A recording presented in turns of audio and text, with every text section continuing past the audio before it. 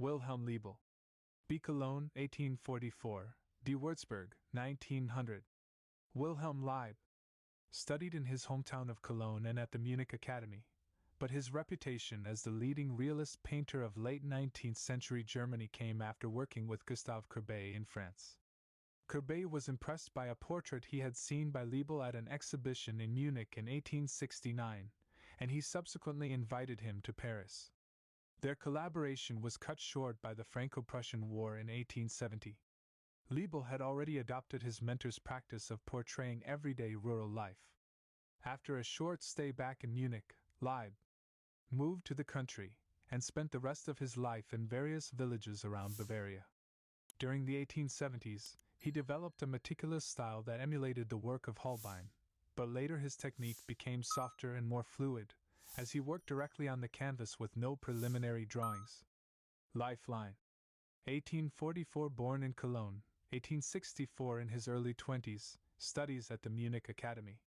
1869 works with realist Carl von Piloty, then sets up a group studio. 1870 works in Paris with Courbet, meets Manet. 1873 moves to rural Bavaria and adopts a Holbein-like technique. 1878 lives in Burbling, where he paints the three women in church. 1892 settles in Kutterling.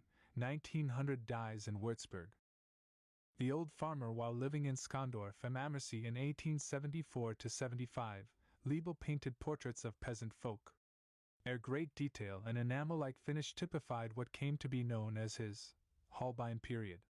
1875, oil on canvas, 48x39 cm, Kunsthal, Hamburg, Germany.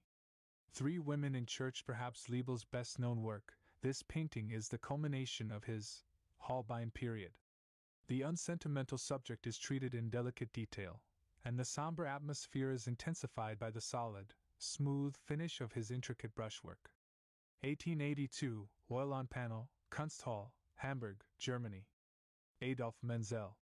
B. Breslau, Prussia, 1815, D. Berlin, 1905. Known in his own time as a painter of historical and patriotic subjects, Menzel is today admired more for his small genre paintings that depict the everyday life of Berlin and Paris. Largely self-taught, he started his artistic career producing lithographs to illustrate the many histories of Prussia that were popular at the time. Inspired by Constable, Menzel took up painting in the 1840s, with royal and military subject matter being his primary interest, particularly of the reign of Frederick the Great. Menzel visited the Exposition Universelle in Paris in 1867 to see Courbet's rural realist paintings, but he was more impressed with the naturalist historical scenes of leading French genre artist Ernest Meissonier, who became a close friend. From this time, while he continued to produce nationalistic paintings and illustrations, Menzel painted several views of Paris, and a series of unorthodox scenes of Berlin life. Lifeline.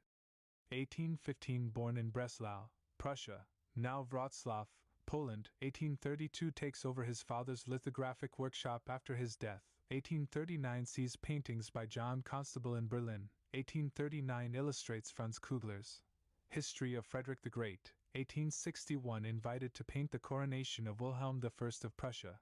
1867 visits Paris Exposition Universelle. Meets Meissonier. 1898 first painter awarded Order of the Black Eagle. 1905 dies in Berlin. In the Luxembourg Gardens, Menzel recreated memories of Parisian scenes in his Berlin studio using techniques seen in France. His visits to Paris and friendship with Meissonier had a marked effect on his style, influencing the way he depicted figures of the royal court. Late 1860s, Gouache on paper, Pushkin Museum, Moscow, Russia. Closer look. Ahead of his time, although he disliked many contemporary trends in French painting, Menzel's fresh, spontaneous handling of paint, and especially his treatment of light, anticipate Impressionism. Breakfast at the Café. Menzel's fascination with the urban middle class prompted a series of street scenes and interiors, often seen from unusual viewpoints, in which he could explore the effects of light.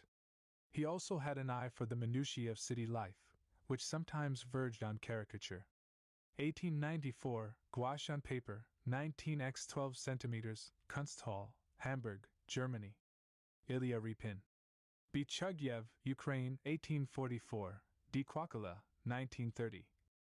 Ilya Repin became famous for his depictions of Russian history, and his realist style paved the way for the socialist realism of the Soviet era. Born into a peasant family near Kharkov, he trained with a local icon painter before moving to St. Petersburg to study at the Academy of Fine Arts. After spending 3 years in France and Italy, Repin returned to Russia and joined the Peredvishniki, Wanderers group, so called because their exhibitions traveled widely, bringing art to the people. He sympathized with this protest movement's social and political concerns, but did not share their anti-academic ideology. He later became a professor at the St. Petersburg Academy, after reforms had been instituted there. As well as his historical paintings, Repin produced portraits of many eminent Russians. Lifeline. 1844, born in Chugy, Ukraine, 1864, studies at St. Petersburg Academy of Fine Arts, 1873–76, travels in Western Europe, 1882, settles in St. Petersburg, 1894, appointed professor of historical painting at the St. Petersburg Academy, 1907, resigns from Academy, 1917, following the country's declaration of independence from Russia. Repin's home in Kwakala becomes part of Finland, 1930, dies in Kwakala, which is later ceded to the USSR and renamed Repino in his honor. In context. St. Petersburg Academy, founded in 1757, the St. Petersburg Academy was the most prestigious art institution in Russia, housing a collection of artworks and educating Russian artists. For over a century, its teaching was conservative and academic and resisted new trends in art. The Antiquities Gallery of the Academy of Fine Arts by Grigory Mikhailov, 1836. The Boatman on the Volga / his starkly realist scene, begun while Repin was a student, was hugely influential. The boatman's harsh working conditions are portrayed sympathetically, but as an inspiration rather than out of pity. 1870–73, oil on canvas, 131 by 281 centimeters, State Russian Museum, St. Petersburg, Russia. The Zaporozhye Cossacks writing a mocking letter to the Turkish Sultan. Repin wins the viewer's sympathy with his human portrayal of the figures, and also captures the elements of their revolutionary struggle, liberty, equality, and fraternity. It took him a decade to complete, and, when it was finished in 1891, in a cruel stroke of irony, it was bought by the Tsar. 1880–91, oil on canvas, 203 by 358 centimeters, State Russian Museum, St. Petersburg, Russia. Closer look.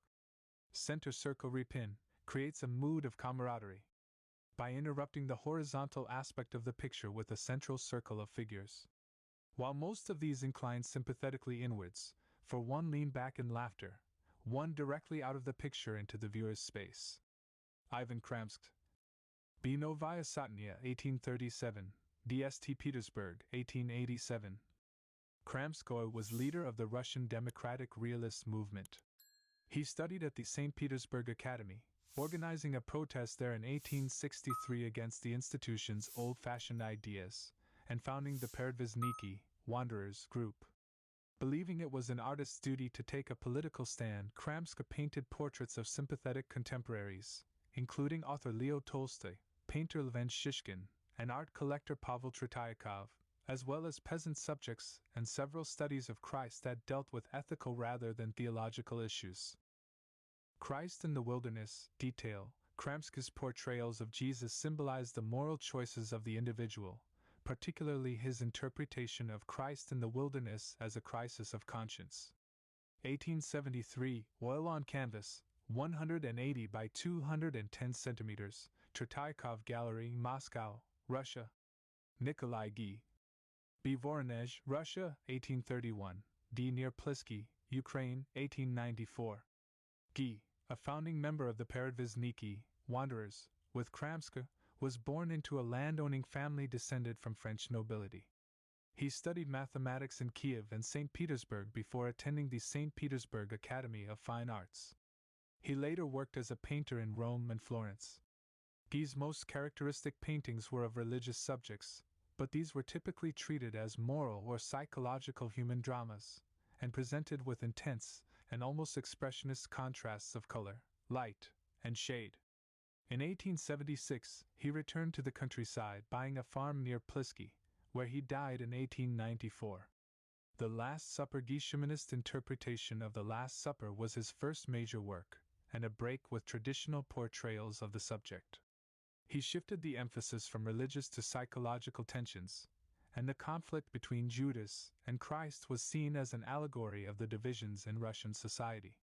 1863, oil on canvas, 283 by 382 centimeters, State Russian Museum, St. Petersburg, Russia,